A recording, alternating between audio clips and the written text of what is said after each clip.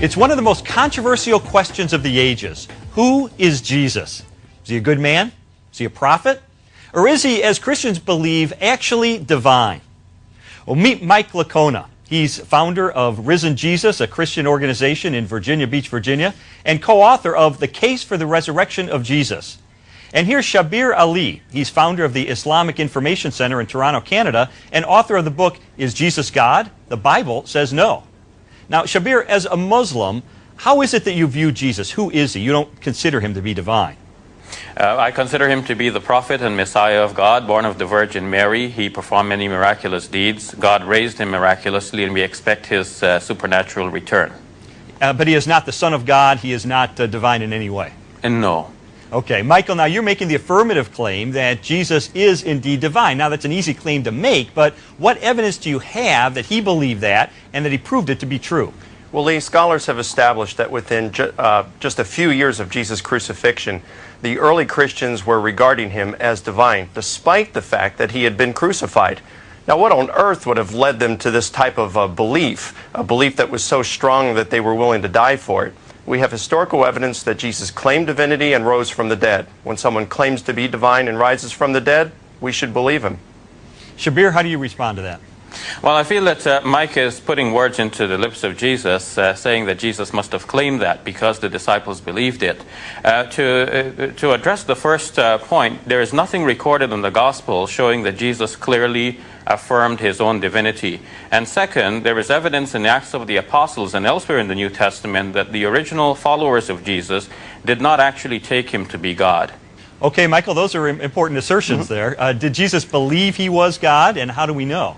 It would seem that he hadn't read the New Testament if he's going to make the statement that the New Testament nowhere has any place where Jesus claimed to be divine. It's filled with those kind of claims. But I think what he's probably referring to are statements that can be historically verified or for which we have good evidence. For example? Well, for example, you've got Mark chapter 14, verses 61 through 64, where Jesus is before the Jewish leaders and the high priest says, "Are you the Messiah, the Son of God?" And Jesus says, "Yes, and you will see the Son of Man coming on the clouds of heaven." That's something in the Old Testament that only God does, and seated at the right hand of power. In other words, he's claiming to be a co-occupant of God's throne. Shabir, has he convinced you? No, I don't think so, because he's referring to the trial of Jesus before the Jewish Sanhedrin, and this is reported variously in Matthew, Mark, and Luke. In Matthew and Luke's versions, we have it that Jesus did not actually affirm the title. He said, "You are the ones claiming that I am," in essence. And to say that Jesus comes on the clouds of heaven proves that he is God himself. That would be to say that God could not do this for one of his creatures. So I do not think that arguing from silence will make Jesus God. It is clear that to affirm Jesus as God involves a logical self-contradiction. It involves contradiction with the divine scriptures, and it involves also a religious problem. Now, I want to return you to that passage from the trial before the Jewish Sanhedrin. The Sanhedrin asks him, "Are you the Messiah, Son of the living God?" Now, and it says that Jesus said, "I am," in Mark's Gospel, but in Matthew and Luke's account of the same episode, Jesus says, "You say that I am." And unless you can first establish the actual words of Jesus, you cannot build a reasonable commentary on that. Now, it's better to Shabir, say what does he say right after that, "You say that I am"? He says, "You will see the Son of Man coming on the clouds of heaven and seated at the right hand of power." I mean, so these you are have to decide. Are you saying that his divinity is based on his saying "I am," or his saying that he's coming on the clouds of heaven? First of all, there is nothing clear. Heaven, seated at the right hand of power. Well, here I'm saying that God can do that for any of his creatures, and that would not make the creature himself God. If God calls up a creature with him to his throne... Jesus is claiming to be a co-occupant of God's throne.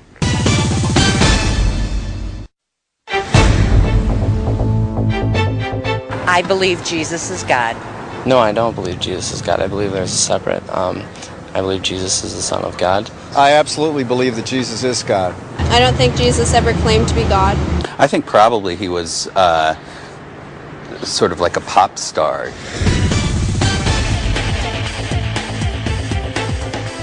We're back talking about Jesus. Is he divine, as Christianity claims, or just a prophet of God, as Islam claims? Now, Shabir, Mike's been referring to New Testament records that are much closer to the actual life of Jesus than the Quran, which Muhammad recorded some 600 years later. So why should we consider the Quran to be a better historical record when it's so much later than these New Testament accounts? Well, the Quran does not claim to be a better historical record. The Quran claims to reaffirm that teaching which is there in the earlier historical record, namely the Gospels themselves, and it calls upon the people of the Gospel to judge by what God has revealed in the Gospels. And when we look at the Gospels, we see that Jesus throughout was referring to himself as the Son of Man, which means a human being, that he had human limitations, he did not know everything. He said of that day and hour no man knows, not even the Son, but the Father only. He said, I can of myself do nothing.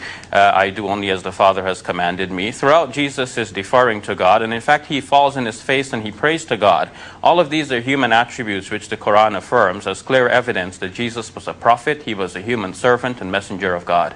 Okay, Michael, those are some very good points that the Quran talks about and refers to in the Gospels. How do you look at the matter? Well, it's how Christians have looked at it from the very beginning, that Jesus had two natures, a divine nature and a human nature. So simply, he had these limitations in his human nature while not in his divine nature. You must have it such that Jesus is completely God and completely man at the same time. That is like saying that something is a square circle. It cannot be both, because to be human means to have limitations. To be divine means to have none. You cannot be limited and unlimited at the same time, unless you're schizophrenic, in which you have two different personalities here. Okay, Michael, is Jesus schizophrenic? Let's answer that question.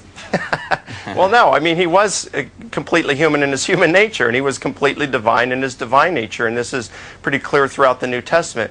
But when we come to the Quran, what we find is a Jesus that is quite different than what we find in the New Testament. It's a Jesus who comes out of the womb speaking and preaching. It's a Jesus who's part of a Trinity that includes the Father, Son, and Mary. It's a Jesus that we find in the Gnostic Gospel. I think you have misunderstood the Quran here, because the Quran does not say that Jesus is part of a Trinity that involves God, Mary, and Jesus. The Quran refutes the belief of those... Well, that might be a certain interpretation of it, but... The Quran refutes the belief of those who claim this. But what the Quran shows clearly is that Jesus cannot be part of a Trinity, because no such thing as a Trinity exists. That God is one throughout the Old Testament and into the New Testament. The word Trinity does not exist in the Bible. This is a later idea. Well, neither does theology, Shabir, but we both believe theology is real. I mean, listen, what we have of the Quran is this. We've got a book that's written 600 years after Jesus, fifth-hand source at best. It's written in a different country, a different culture, in a different language in which Jesus lived. Yeah, Mike, but you're missing the point, because one doesn't need the Quran to affirm that Jesus is a human being and a prophet.